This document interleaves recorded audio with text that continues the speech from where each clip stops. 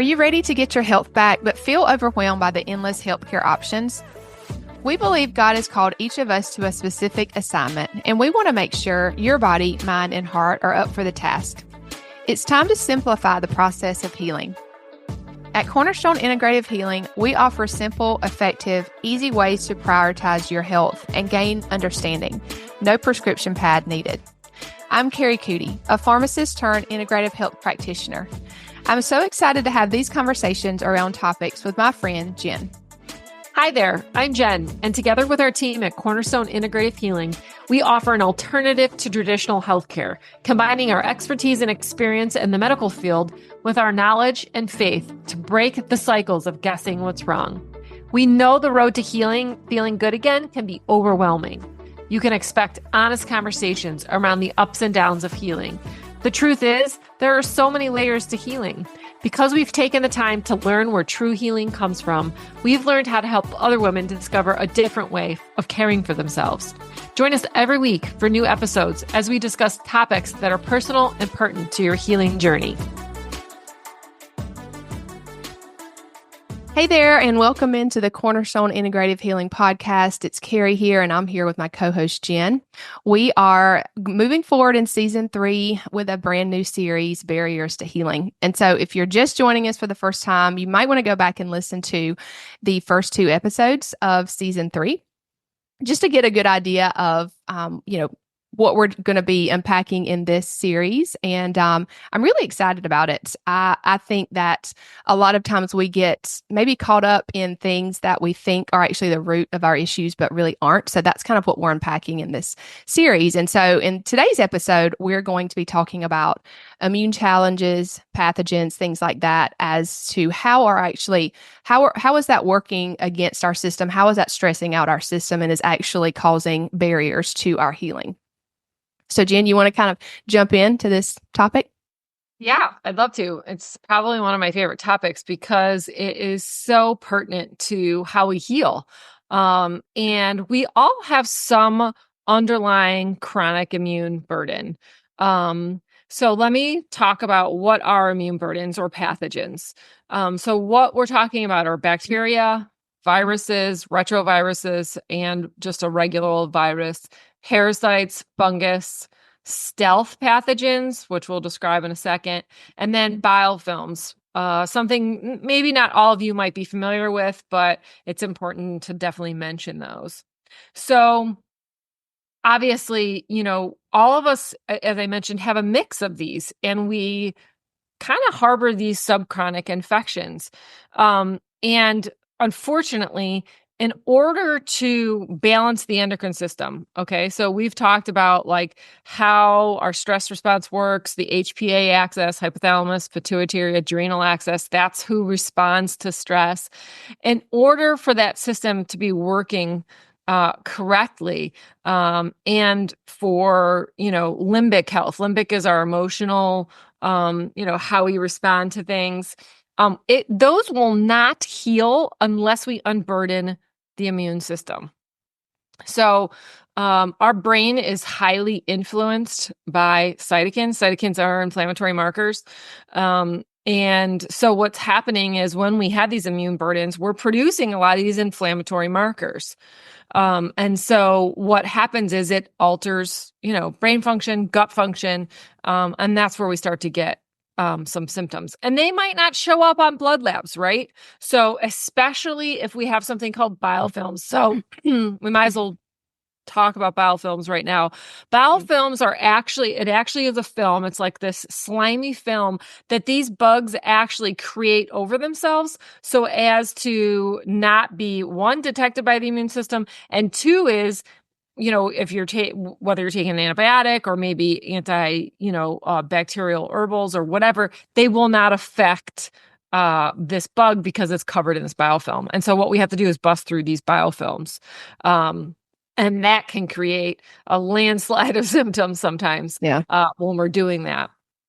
So, our body is very, very impacted, as I said, by these cytokines. So, that's why, most of our immune system, believe it or not, is in the gut. If you've heard of the GALT, the gut associated lymphatic tissue, if that is highly impacted by food sensitivities and imbalances in gut floras, we'll have these high cytokine loads, which will alter, of course, our HB axis, our stress response. And so our number one job, of course, is always gut health, right?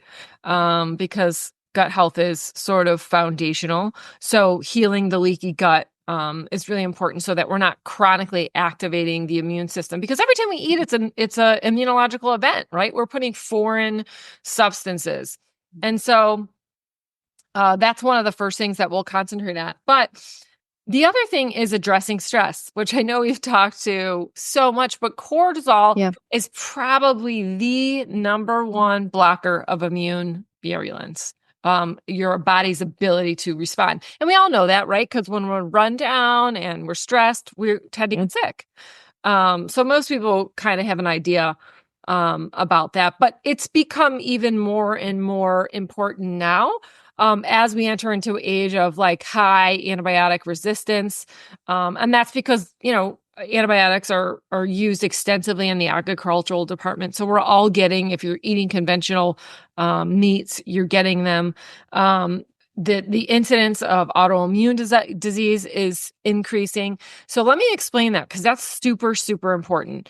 Autoimmune rising means that we have more immune derangement. And that's because our innate system, right, our first response to these bugs has become tired, basically.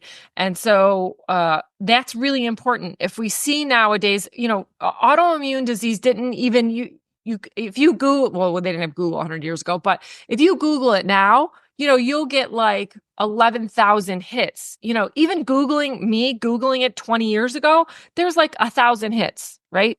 Autoimmune wasn't really talked about. Yeah.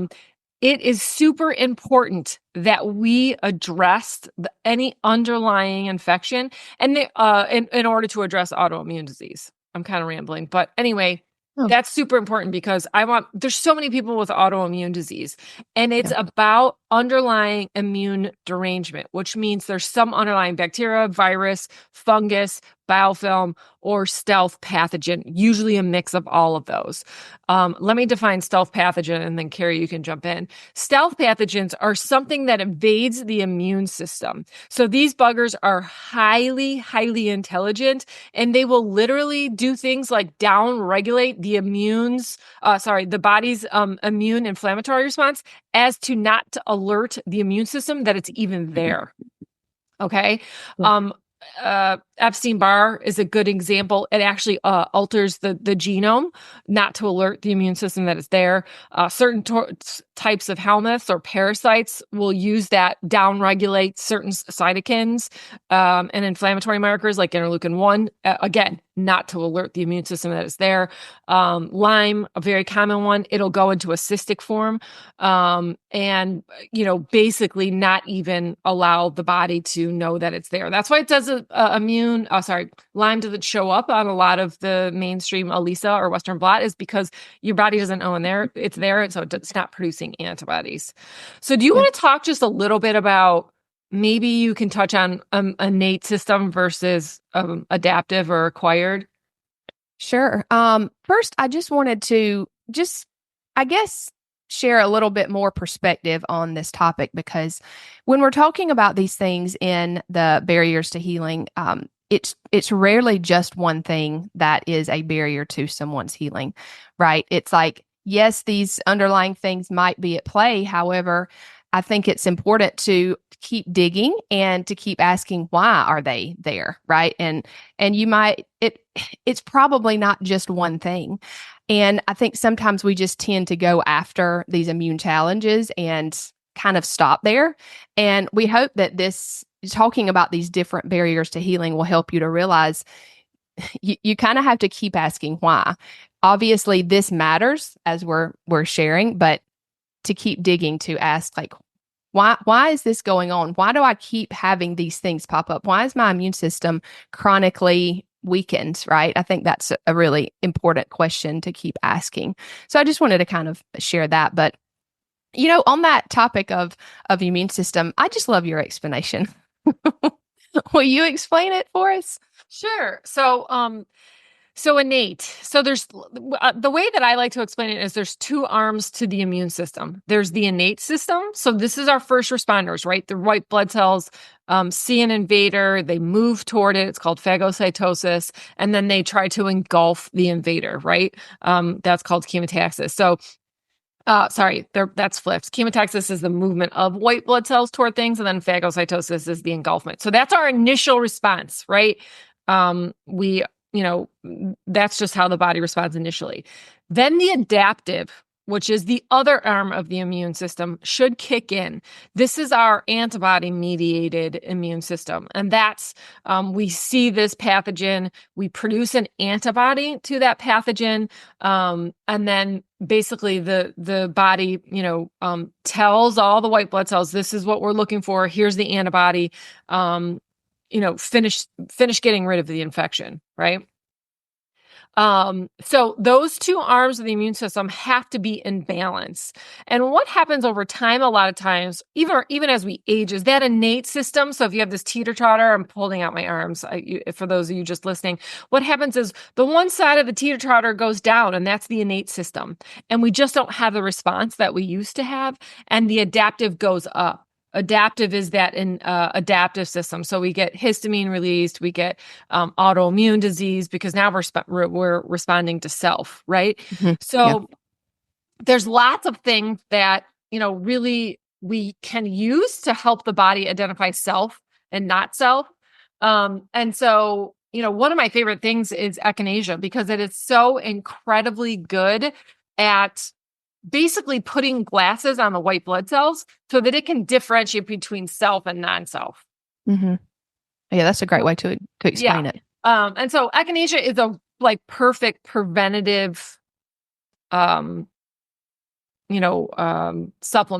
And it has to be the right echinacea, by the way. I highly recommend Echinacea Premium by Medier because it is high in alkaliamides, which that's the only thing that really gets into the bloodstream and creates the effect. And if you'll notice, you'll put the tablet in your mouth and it'll create this tingling sensation. So what do we do, right, to fight immune, these pathogens? A lot of providers will immediately go to antibacterials or antivirals or antiparasitics. Which do we use those? Absolutely, all the time. But the most important thing is, one, to regulate the gut, right? So we decrease that cytokine load. Two, we decrease the stress and regulate the nervous system because then we get a powerful immune response when we need it instead of a chronic activation of that immune system. Mm-hmm. And then three is we supply the vital nutrients to the immune system. Things like vitamin A, which helps with the integrity of the barriers, right? All of our mucous membranes. Vitamin C, anti-infective. We all know whole food vitamin C. Calcium lactate, which we've talked about before. Actually, the military actually did all the studies on calcium lactate, ionizable calcium during the Gulf War. They were really worried about anthrax. And so they basically, unfortunately, it was in animal studies, but they found that the animals that had, the best serum levels, blood levels of calcium and tissue calcium, most importantly, right? Because remember, blood doesn't change much. The tissue calcium, those animals were the least likely to get the anthrax. And Dr. Royal Lee did that work 90 years ago. 80 years ago. He said ionizable calcium is the number one thing because that's what excites the white blood cells, right? And helps it move it toward the pathogen. That's why we get a fever. It's trying to ionize more calcium from the bone. And heat is the way that the body does that. It excites the white blood cells because there's not enough calcium and it's trying to, excite those white blood cells. So super important. And then essential fatty acids to make sure we're getting the calcium into the tissue. Most people know about vitamin D, right? That brings it from the gut to the blood, but then we have to bring calcium from the blood to the tissue.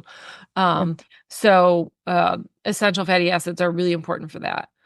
And then, then we can use specific antibacterials, parasitic, antifungal compounds with the correct drainage. Drainage is something that we use to make sure that the body's getting rid of the waste, basically, when these buggers are killed off, because that can be very toxic and create what we call detox reactions or Herxheimer reactions, which is, the malaise, the headache, the nausea, that sort of thing.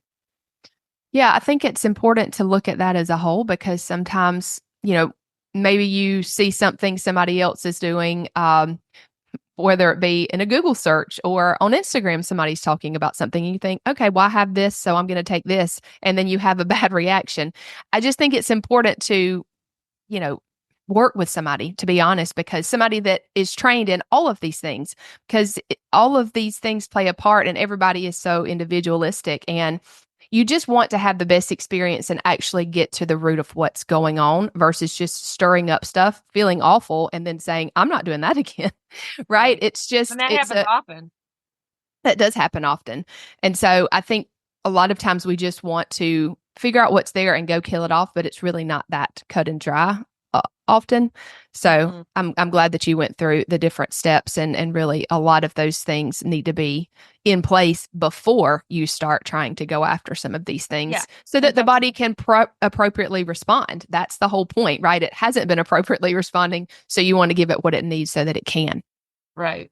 And sometimes we'll just do drainage. That's all we'll do before the body before we even start and, doing anything else. Killing is really a last step. And it has to, those organisms should be killed off in a certain order, believe it or not. Right. And so, and stealth pathogens really don't respond well. Like Lyme and Epstein-Barr and other ones don't respond well to just the, just killing off, because they have those modes to not be affected by them. So it's super important that we, address stress, address the gut, and drainage to make sure that, you can address these. Because let me tell you something, these immune burdens are super important to how you respond to life on a daily basis, how you show up. I can't tell you how many times I've seen immune burdens create extreme depression, anxiety, because that cytokine overloads the brain. That can definitely affect your moods.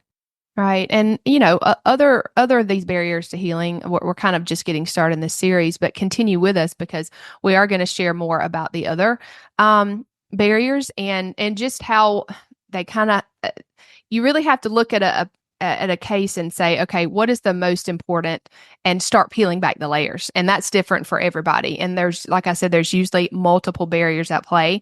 And so it really just depends which one is kind of causing the most issues, if that makes sense. That's kind of what you have to start with, so that you can start to decrease the stress load on the body so that it can begin to heal. So stick with us in this series. We hope you've enjoyed it so far. We're always open for questions, comments, concerns, any of those things. You can get in touch with us, and we'd love to have a conversation with you around these things. So, all right, guys, we'll see you on the next episode. If this episode has served you in any way, drop a review wherever you listen to podcasts. We'd love it if you'd share any aha moments or takeaways on Instagram and tag us at Cornerstone Integrative Healing. And if you haven't already hit the subscribe button, please do so. We want to continue to walk this journey with you. Until next time, friends, know that we're praying for you.